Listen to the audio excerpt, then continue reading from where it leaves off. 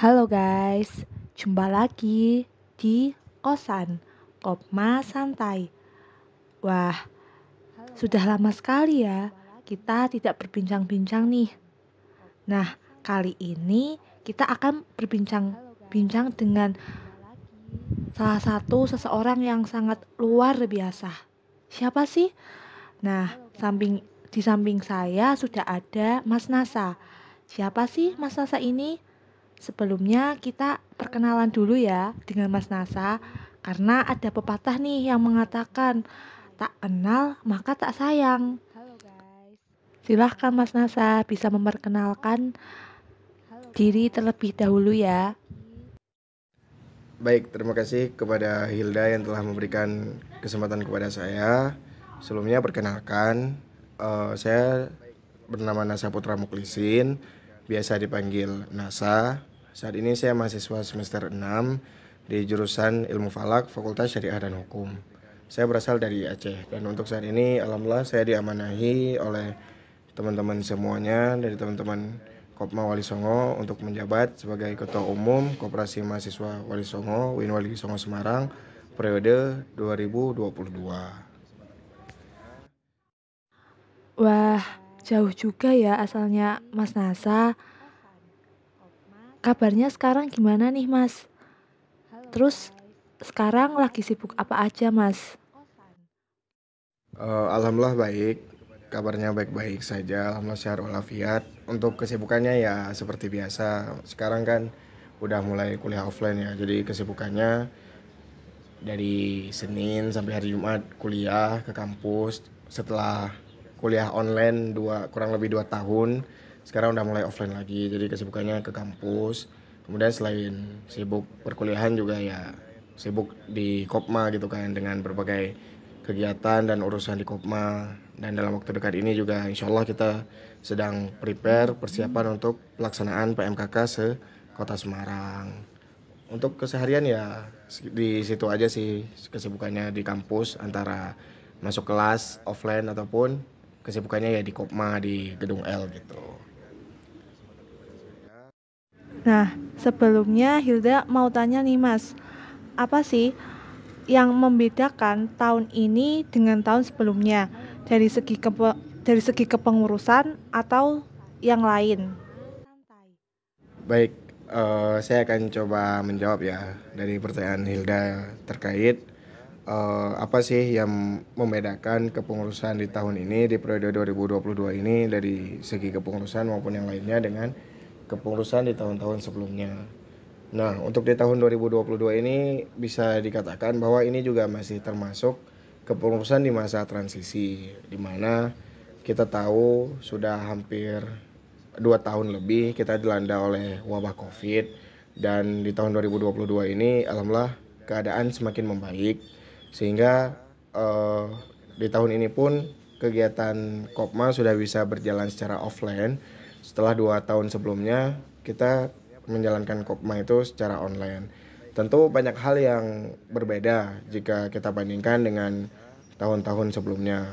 Jika kita bercermin terlebih dahulu kepada 1 tahun sebelumnya di masa kepemimpinan Mas Syafiq Niami, di mana itu Kopma berjalan secara online hampir 100%, atau bisa dikatakan lebih dominan online dibandingkan offline untuk berbagai kegiatannya. Nah, di tahun ini alhamdulillah di pertengahan kepengurusan ini sudah mulai berjalan kegiatan secara offline. Semua kegiatan-kegiatan teman-teman di Kopma itu sudah berjalan secara offline, baik kegiatan internal kepengurusan maupun kegiatan-kegiatan yang melibatkan teman-teman dari pihak luar. Seperti yang akan kita laksanakan saat ini, ada kegiatan PMKK yang alhamdulillah bisa kita laksanakan secara offline, dan kita laksanakan kegiatannya bahkan dengan mengundang teman-teman Kopma se-Semarang. Nah, banyak hal juga yang membedakan dari sisi kepengurusan, seperti ya di tahun ini juga mungkin Kopma akan coba kembali untuk membangkitkan usaha dan menentis usahanya secara offline seperti itu, di mana setelah 2 tahun perkuliahan itu juga online, sehingga hal itu juga berdampak terhadap Kopma itu sendiri, di mana berjalannya Kopma tidak bisa berjalan usaha secara offline di dalam kampus. Nah, Di tahun ini kita akan coba kembali untuk mengaktifkan usaha Kopma secara offline, di mana kita dapat memenuhi kebutuhan teman-teman anggota di Koperasi Mahasiswa Wali Songo, dan kita juga mencoba untuk memenuhi kebutuhan kader-kader dari Koperasi Mahasiswa Wali Songo secara offline seperti itu, sehingga dengan kegiatan secara offline akan bisa berjalan lebih baik lagi. Nah, mungkin itu beberapa hal mengenai perbedaan-perbedaan dari kepengurusan sebelumnya, di mana kita sudah beranjak kembali dalam pelaksanaan kegiatan secara offline. Semoga dengan kegiatan offline ini bisa membawa dan menjadikan Kopma kedepannya menjadi lebih baik lagi. Nah, sebelumnya saya pernah mendengar kalau Kopma Wali Songo ini sekarang namanya yaitu Kabinet Progresif. Apa sih Mas arti dari Kabinet Progresif serta filosofinya dari Kabinet Progresif ini? Baik, mengenai apa arti dan filosofi dari Kabinet Progresif itu sendiri, sebelumnya saya akan menceritakan gimana sih ceritanya sampai di periode ini kita mengambil nama progresif untuk nama kabinet di kepengurusan tahun ini.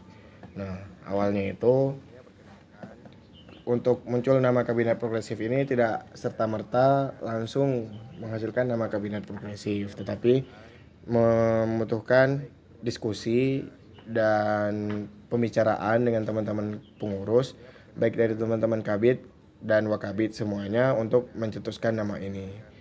Pada awalnya itu kita memiliki beberapa opsi nama terkait nama-nama kabinet yang akan diusungkan di periode 2022 ini.